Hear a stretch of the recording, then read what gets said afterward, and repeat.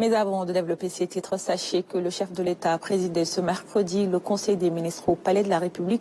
Retour sur les principales décisions avec le ministre porte-parole du gouvernement, Moustapha Gueye Sarré. Bonsoir. Le président de la République, son Excellence Bassirou Diomaye Diakhar Faye, tient tout d'abord à adresser ses vives félicitations aux communautés musulmanes et chrétiennes du Sénégal pour le succès des récentes célébrations de Tabaski, de la Pentecôte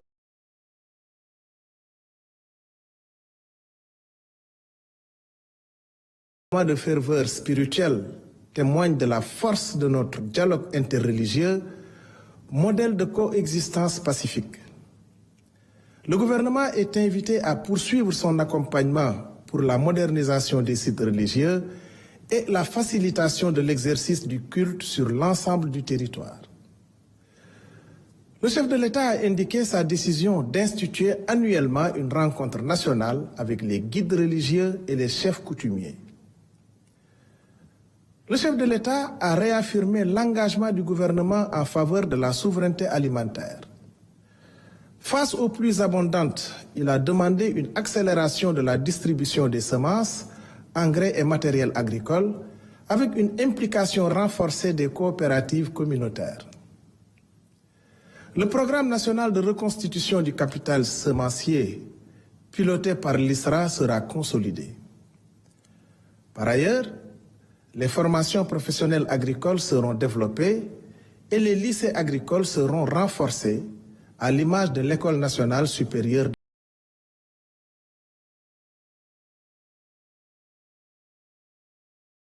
portée à l'évaluation des services d'encadrement agricole ainsi qu'à la modernisation des structures comme la SAED, la Sodagri et la Sodefitex.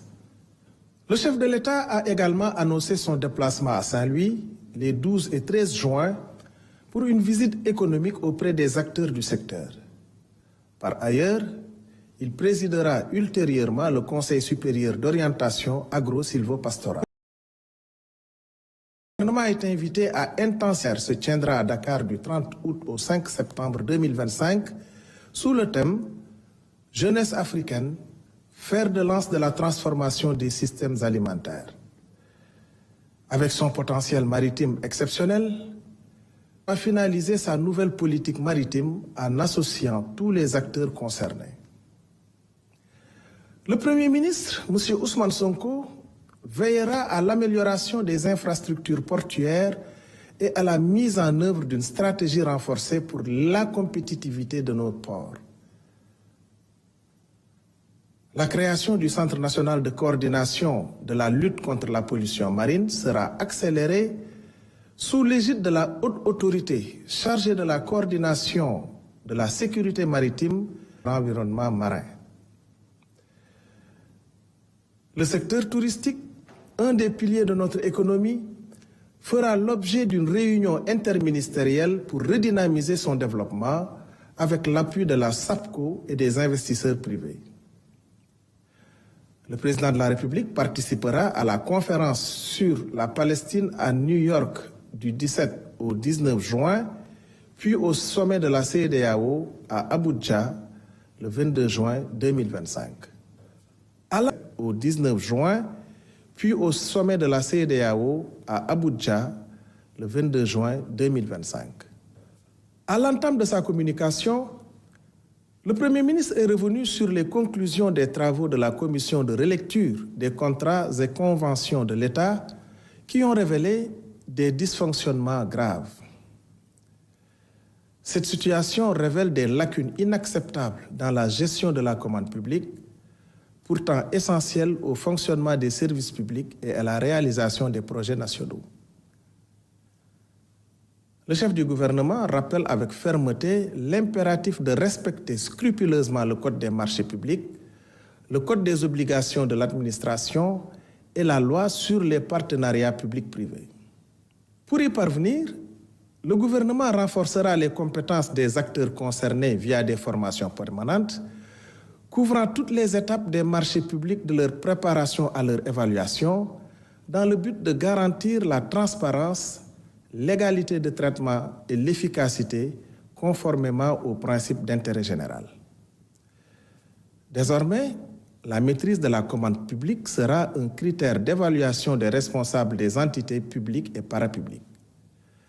Le Premier ministre a demandé au ministre secrétaire général du gouvernement et au ministre des Finances et du Budget de mobiliser les moyens nécessaires pour ces formations en collaboration avec la DCMP et l'ARCOP. Par ailleurs, le gouvernement agit pour améliorer la prise en charge des urgences hospitalières, pilier de notre politique de santé. Malgré les progrès réalisés, des défis persistent. Manque de ressources, coordination à renforcer, accès aux soins à optimiser. Le plan stratégique 2022-2026 sera rigoureusement mis en œuvre avec un accent sur la territorialisation des urgences, le renforcement du SAMU national et la collaboration avec les sapeurs-pompiers. Je vous remercie pour votre aimable attention et vous souhaite une excellente soirée. Et pour les mesures individuelles, à la lecture ce soir, Adama Anouchkaba. Adama, bonsoir. Bonsoir Mariama, bonsoir à tous. Alors le président de la République a pris les décisions suivantes. Au titre de la primature, Monsieur Maïssen, titulaire d'un diplôme d'État en médecine, est nommé secrétaire exécutif du Conseil national de développement de la nutrition en remplacement de Dr Aminata Diop Ndoye. Au titre du ministère des Infrastructures et des Transports terrestres et aériens, Monsieur Laurent Sina, consultant en système de management de qualité, est nommé directeur du laboratoire national de référence dans le domaine du bâtiment et des travaux publics en remplacement de Monsieur Chérif Baldé. Au titre du ministère des Finances et du Budget, Madame Souadou Dramé, économiste, matricule de solde numéro 619 499J, est nommé directeur de la programmation budgétaire poste vacant.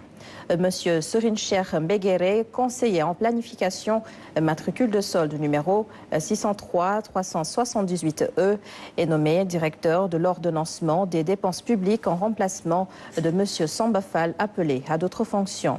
Monsieur Boubacar Kamara, administrateur civil principal, matricule de solde numéro 616 278H, nommé directeur de l'administration et du personnel de la Direction générale du budget en remplacement de Monsieur Abdourahmane Ba, admis à faire valoir ses droits à une pension de retraite. Au titre du ministère des Pêches, des Infrastructures maritimes et portuaires, Monsieur Babatal, expert en logistique, est nommé directeur du consortium sénégalais d'activités maritimes COSAMA en remplacement du commandant Martarfal. Au titre du ministère de l'Énergie, du Pétrole et des Mines, Monsieur Maïssen, titulaire d'un master en comptabilité et finances, est nommé président du conseil d'administration de la Société des mines du Sénégal en remplacement de Monsieur Mamadou Bambadiaï. Au titre du ministère de la Communication, des Télécommunications et du Numérique, Monsieur Serigne Ahmadou Bambassi, ingénieur centralien, expert en management des projets, est nommé secrétaire général du ministère de la Communication, des Télécommunications et du Numérique en remplacement de Madame Fatou Bintou Ndiaye. Au titre du ministère de l'Industrie et du Commerce, Monsieur Abbas Bouboundiaï, titulaire d'une licence en gestion des projets, est nommé président du conseil de surveillance de l'Agence sénégalaise pour la propriété industrielle et l'innovation technologique en remplacement de Monsieur Larbous Diaraté. Au titre du ministère de l'Éducation nationale, Monsieur Hassan Sow, professeur d'enseignement secondaire, matricule de solde numéro 644 051J, est nommé directeur de l'Institut national d'études et d'action pour le développement en remplacement de Monsieur Alun Badara Diop. C'en est tout, Mariama, pour les mesures individuelles de ce mercredi. Merci beaucoup, Adama.